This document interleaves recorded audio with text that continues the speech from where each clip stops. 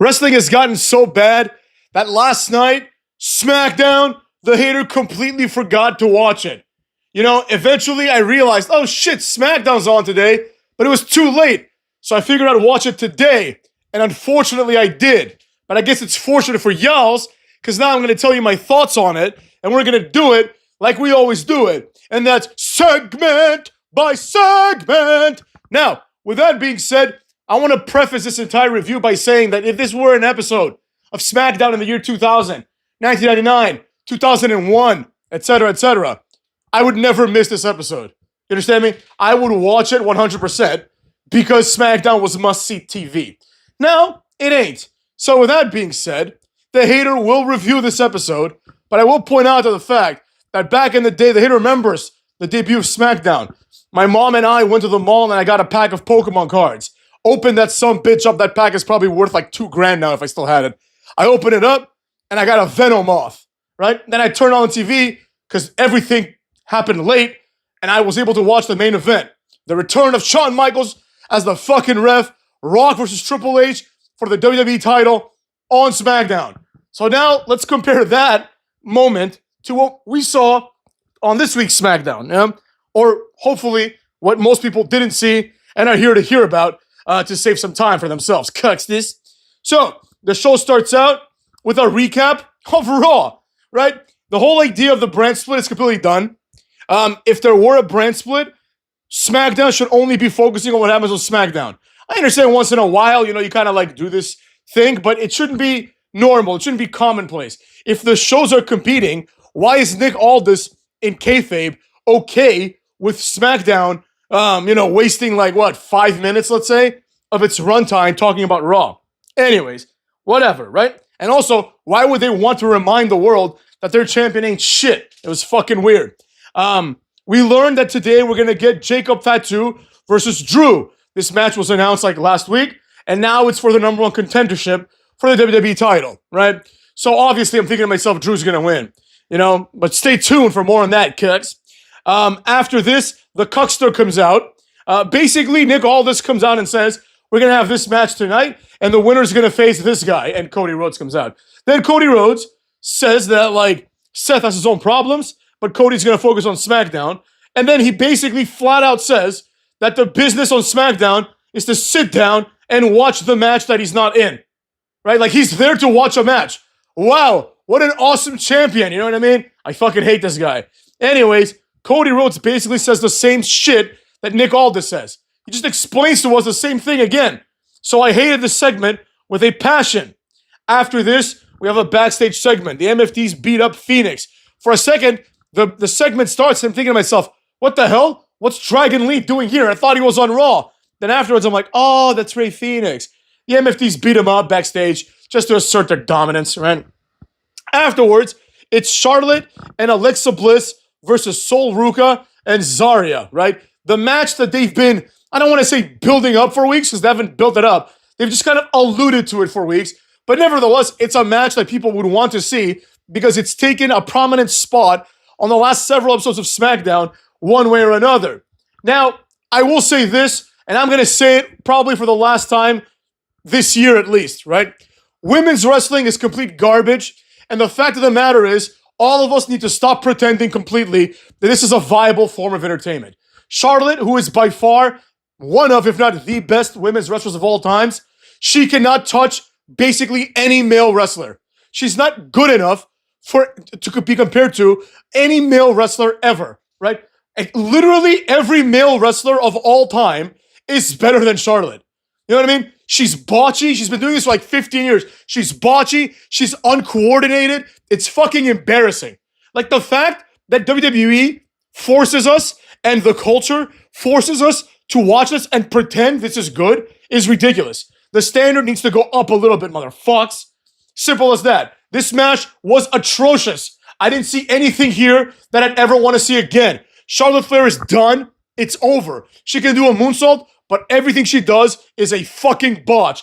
There's a part where she gets pushed into the turnbuckle, and it looks like the fakest thing ever. One of the girls pushes her a little bit, and she just goes in there and face plants onto the turnbuckle. She does a move where she does a little back breaker on her knee, and then throws the girl's face into the middle turnbuckle. Another turnbuckle-based move, right? It looked like shit.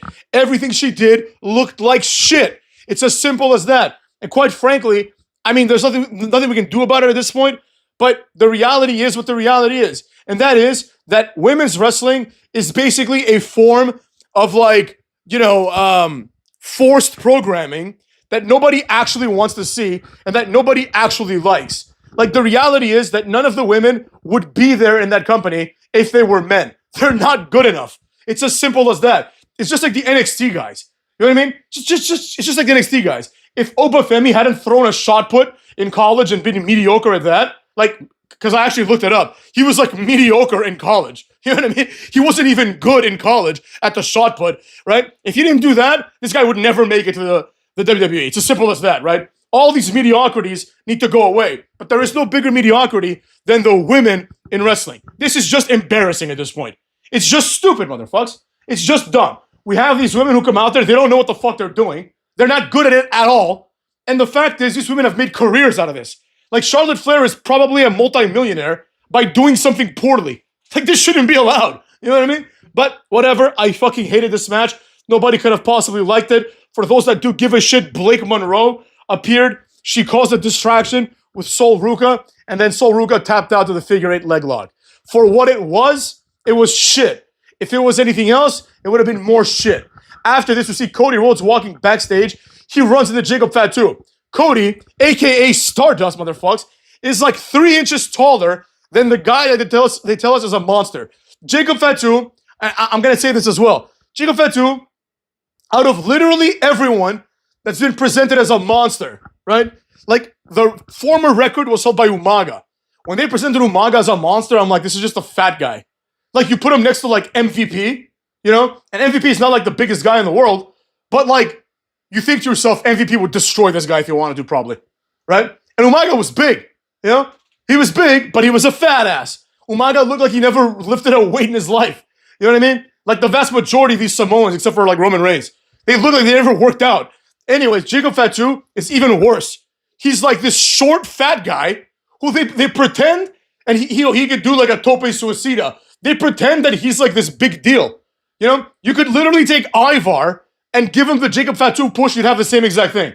Jacob Fatu brings nothing to the table. This guy is like the ultimate Nepo baby. Like, it's either him or Dominic, because other Nepo babies, at the very least, even Cucky, right? Even Cucky or Randy Orton, at least they look good. At least they put in an effort. They go, they work out. Like, Dominic and Jacob Fatu, they don't work out, motherfuckers. Like, Jacob Fatu is just a fat guy. Like, nobody in the world would be intimidated by him. That's why he has to dress that way. Wear the jersey backwards, and then he starts cutting a promo about San Francisco, where all the tough guys come from. You know what I'm saying? He's like, you know what I mean? All gas, no brakes. He cuts the same promo that he would on a bad guy, on a heel, and then in the end, he just shakes hands with Cody. It was really stupid, and quite frankly, I'm very happy on a kayfabe level that Jacob Fatu is being denied opportunities. Remember, motherfuckers, this guy's been around for like a year now, a year and a half maybe, right? Remember when people were saying that in a year this guy is going to be a main eventer? Well, I mean, he's in that scenario, I guess, but let's be real, this guy's never going to make it. I was right once again, motherfucks. So anyways, that shit goes down, you know what I mean? Cody just walks away, and then that's it. It's basically Cody runs into Jacob Fatu. After this, they show vignettes for a while, but one of the vignettes that they show is Aleister Black and Zelina Vega. I hated this with the biggest burning desire that I've ever experienced in my life. I fucking hated it. This was one of the dumbest things of all time. Basically, for those that didn't watch it, it's Aleister Black and Zelina Vega, who both look like jobbers, just hanging around with a snake. There's a snake slithering its way. This is basically Karrion Kross and Scarlett with the TikTok thing, right? Like, you just took Karrion Kross, you fired his jobber ass, you fired his wife, who has been stealing money from this company for the entirety of Karrion Kross's run. Scarlett has done nothing for this company, except for steal money from them. Same thing with Zelina Vega. At least she tries to do some moves. Aleister Black and Zelina are now a thing. This was their plan all along. Now, I can just tell them, your plan is going to end as follows. He's going to job for a while, and then eventually you're both going to be released. That's what's happening. Everyone knows it. Nobody thinks anything's going to come from this. Furthermore, we know nothing's going to come from it because they didn't say anything, right? They just showed up and they're like, we're a team now. That's literally what the vignette said. You know? Like, eventually Zelina came up with these dumbass platitudes that there's a certain level of IQ, like people like 85 IQ and lower, which is like probably 85% of wrestling fans, right? I'm gonna call that the 85% rule, right? 85 IQ, 85%. These people are impressed by dumb shit, right? So when Karrion Kross comes out and says, like, fall and pray, you know, TikTok, they think it's like some genius level writing, you know what I mean? Or like when Bray Wyatt comes out and he says, Sister Abigail saved us, man. She saved me. She saved Harper. She saved Rowan. And then like all the people that are not retarded are like, this is the dumbest thing I've ever seen in my entire life. This guy's wasting time. You know? Bray Wyatt, all creative genius. And now, like, on top of that, rest in peace, I should say, but on top of that, the fact that Bray Wyatt is dead, like, makes it so we can't criticize it anymore. People are like, oh, you don't have respect for the dead. Yeah, I do, but I'm not gonna have respect for something stupid just because the person that made it up died afterwards, right? I feel bad for him, but I don't give a fuck. It's like, you know those, like, modern art projects where it's like a broken toilet or something, and then someone takes a shit in it, and they put it in a museum, and they're like, this is art. And then, like, anyone who's smart is like, this is fucking retarded. And then imagine if the author of that died, right? You would automatically be like, oh, the toilet was actually very artistic afterwards. You know, it makes me angry when I hear things like Bray Wyatt is one of the greatest minds in wrestling history. No, he isn't. No, he fucking isn't. He's a retard. He is not even a good mind in wrestling history. He is a objectively bad mind. None of the things that he did worked. None of them got over. That's why you have to do multiple things. And then nobody remembers all the dumb shit. Like, there's like this entire lore, you know, behind like the Bray Wyatt character. Oh, Huskus the pig, Ramblin' Rabbit, and now it's like, what's Ramblin' Rabbit again? Oh yeah, Ramblin' Rabbit is fucking, like, which one is Ramblin' Rabbit? Rowan. Rowan is Ramblin' Rabbit. There you have it. So with that being said, these are just scenarios to give Rowan masks to wear. But anyways, this is now the new thing. Aleister Black and Zelina Vega was extremely stupid, right? It channels that same 85 and below IQ scenario, right? The dumbass fans who think that when Zelina Vega says, we are not the infection, we are the mirror to the infection. It's like, shut the fuck up. Like, shut the fuck up, Zelina Vega and Aleister Black, with your dumbass tattoos. Go read a fucking book. Go read a book before you start trying to sound smart. Like, that's fucking stupid. We are the reflection that shows the infection. What are you talking about? You're both jobbers. You know, well, there's an infection. We are gonna take over. You're gonna do fuck all. You're gonna do fuck all. Aleister Black is gonna get his ass beat by like Ilya Dragunov or some shit like that. You know what I'm saying? And speaking of that, it's time for the Sami Zayn cuck match of the week, right? So Sami Zayn is talking to Nick Aldis. Nick Aldis says, this is illogical, but he says, Sami, you can't have a match this week for the US title because Nakamura deserves a rematch and Nakamura is still in Japan. What? How does that make any sense? Nakamura can get the rematch if and when Sami Zayn is champion. If Sami Zayn is not champion, why does Nakamura deserve a rematch? Furthermore, why does Nakamura deserve anything? This is a US Open challenge. He had his match, he didn't win. The match is over. He deserves a rematch to an open challenge? Do people even think about these things? That's why, like, some of you have been telling me that Triple H and WWE are now, like, relying on AI to write stories, which literally is the death knell. It's literally the end. AI does not, one thing that AI cannot do is have the levels of human creativity that are required to go forward. AI can do things that we've already done, right? But eventually, I mean, that's not good enough. You're gonna need things that are new, and you need creatives for that shit, right? Like, AI can make, like, a movie, you know, like fucking, like, what's, like, the one that I saw, Sinners, with, what's his face? Those two guys, not those two guys, but Michael B. Jordan. Great movie, by the way. I really liked it, right? AI can maybe write a script for that, but it's not going to write, like, Pulp Fiction. You know what I mean? It's not going to write something that goes beyond what's already been done, right? And again, I'm not shitting on Sinners. Sinners was great. It's probably, like, my movie of the year.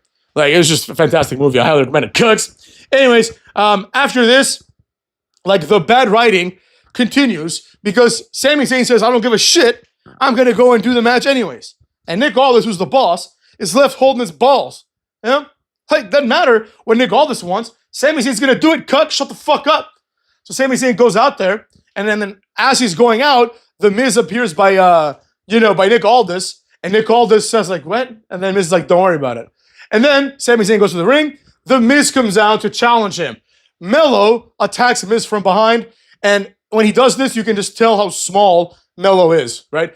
Even when attacking Miz from behind, he's so small that it's like, that if Miz wanted to, he could just turn around, elbow him in the face once, and that'd be the end of that. He would just destroy Carmelo Hayes in a fight. It wouldn't even be close. You know what I mean? Carmelo Hayes is in that, realm of people that aren't believable. And there's a reason why I'm talking about this right now. Because the real challenger to Sami Zayn was none other than the returning Ilya Dragunov, who I put in the exact same category as Carmelo Hayes.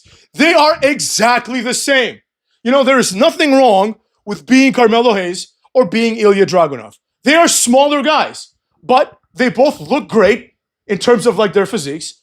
They're both good at wrestling, right? I'd say Carmelo Hayes is a little bit better because Ilya Dragunov's finishing move is he just does a headbutt, But the point is, I was thinking that during this whole match, I'm like, just have Ilya Dragunov and Carmelo Hayes and people like Andrade feud for the US title, right? Simple as that. Just have it be that. Or if you had any balls, you just bring back the Cruiserweight title. Because Ilya is billed at being 210 pounds. And while Ilya had, in fact, gained some muscle, and he got this weird tattoo on his neck, it was really dumb, or on his upper chest, kind of, right? Ilya Dragunov is not 200 pounds. You know what I'm saying? Ilya Dragunov is 5'5". Same as Carmelo. They build him as being 5'7", 5'8". They're 5'4". These are tiny, tiny dudes. But anyways, it doesn't fucking matter. The match is exactly what you expect. It's an Ilya Dragunov match, and I will say, Ilya Dragunov, just like Carmelo, they're athletically gifted, you know what I mean? They can do cool things. But the problem is, when you have people like The Miz, Carmelo Hayes and Ilya Dragunov should be in a tag team that The Miz beats 2-on-1. You know what I mean? That's what he should be. But anyways, the match keeps going. Then, as Sami Zayn is getting the upper hand, you know what I'm saying? Solo Sikoa comes out. Doesn't do anything, he just shows up. Sami Zayn gets distracted. Now keep up with me here for a second, because it gets weird. Sami Zayn gets distracted, right? And as he's distracted, then guess what happens, right? Ilya tries to attack him, but Sami just kind of intercepts him and does the little exploder suplex into the corner, right? So the distraction that Solo caused did nothing, because Sami Zayn was able to do the setup move. Then Sami goes for the haluva kick, and as he's running, Ilya Dragunov just running headbutts him, which is called the Torpedo Moscow, of course, right? And then after this, he hits the H-bomb, which is one of my favorite moves. It would be my favorite move of all time if it were a wrestling move. It's not. It's a striking move. But it's just one of those moves that just makes sense, right? If you want to put someone out, other than stomping their head, that's probably the best way to do it. It's basically a forearm to the jaw, So he forearm to the jaws him. He does the H-bomb and pins him, right? I was surprised. I was I couldn't believe it. I'm wow, I thought that he would kick out, even though those were 2 finishers in a row. I figured he would kick out just because of the circumstance, And then Solo Sikoa walks out. So there you have it. After this, the MFDs come out and they beat up both of them. They come back, motherfuckers, this time with paint. Now, this was weird because the US title just changed hands, right? I'm not saying that Ilya Dragunov is a big deal. In fact, like I said just now, he's on the same level as Carmelo Hayes. Neither of them are going to make it, if we're being honest. But they're bigger deals than fucking Tama Tonga, right? And now the MFTs surround the ring. They beat up these guys. And the moment has been stolen from Ilya Dragunov. I mean, for better or for worse, I don't know what their plans are. But Ilya Dragunov's moment of him winning a major championship on TV had been taken out. So then, we get a little crackly thing on the screen. And Bo Dallas starts talking. He gives a promo, doesn't say anything at all, right? This is literally, nobody wants to say it, right? Nobody wants to say it, but the facts are the facts, right? Here's what happened. Bo Dallas has no talent whatsoever. None of the people in their current iterations in the Wyatt Six are good. Some of them are talented dudes. I still like Dexter Lumis, but they don't have any talent to the point where they can carry this gimmick, I should say, right? And the fact of the matter is this. Bray Wyatt died, rest in peace, unfortunately. He died, and as a result, Bo Dallas is getting like a form of affirmative action the same way that women get in WWE, right? Like, I guess it's nepotism, not affirmative action, because it has nothing to do with like his gender or race. But you understand what I'm saying, right? He's getting something he didn't earn, basically, right? The idea is this thing happened, right? This shit went down. Bray Wyatt died. Rest in peace. We're all very sad. And they're like, fuck it. Throw his brother in there. Maybe nobody will notice. That's literally what it is. It's like, oh, we had plans for, like fucking Bray Wyatt. We can't do him anymore because he's dead. So let's see what we can do with fucking this asshole, right? And this is unacceptable in my opinion. Give it to someone that deserves it more. After this, the Wyatt 6 come out, but it's just like, Nikki Cross, Rowan, Gacy, and Loomis, right? The MFT have like 5 people. One of them is Tala Tonga, who's bigger than Rowan, right? But for some reason, Solo Sikoa is like, let's back up, right? And during this whole time, it needs to be said, motherfucks, this entire time, as the Wyatt 6 is getting into the ring, Tama Tonga, who I'm starting to think is literally mentally retarded, right? This guy's like, the whole time, when I say the whole time, he's like, yeah. He's doing this like the entire time. Dude, it's fucking lame.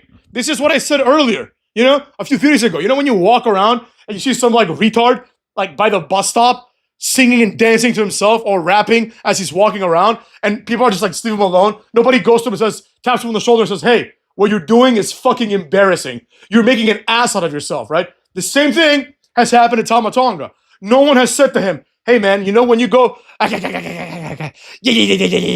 you do that, people think you're retarded. It's not cool. Nobody thinks, wow, this guy's so cool for doing that. Literally everyone thinks this guy is retarded, right? Nobody has told him this, so the poor moron just keeps doing it.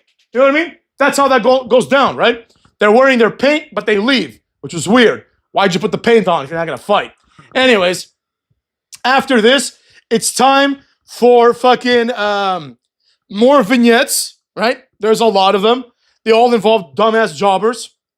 But one of them is between the Motor City Machine Guns and Los Garza, right? This is your stereotypical, like Motor City Machine Guns are minding their own business. It's their 1-year anniversary from their debut, right? They debuted, I suppose, 52 weeks from now, right? So, they're just reminiscing about that. And then Los Garza, who literally have never won a match on TV.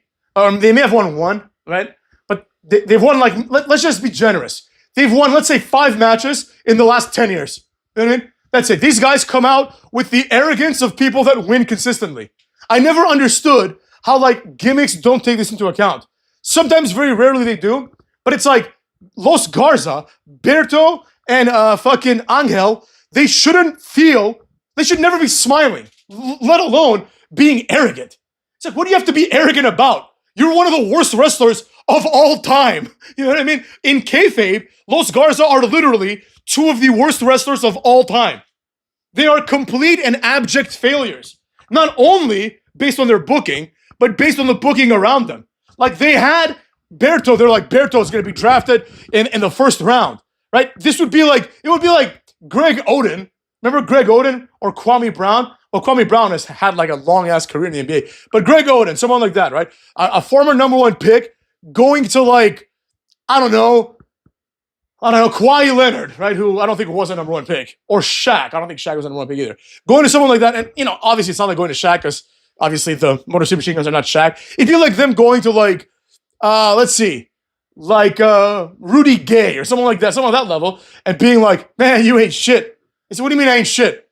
Or like Derrick Rose, who is a number 1 pick, but who's had a much better career, right? Being like, oh, you ain't shit.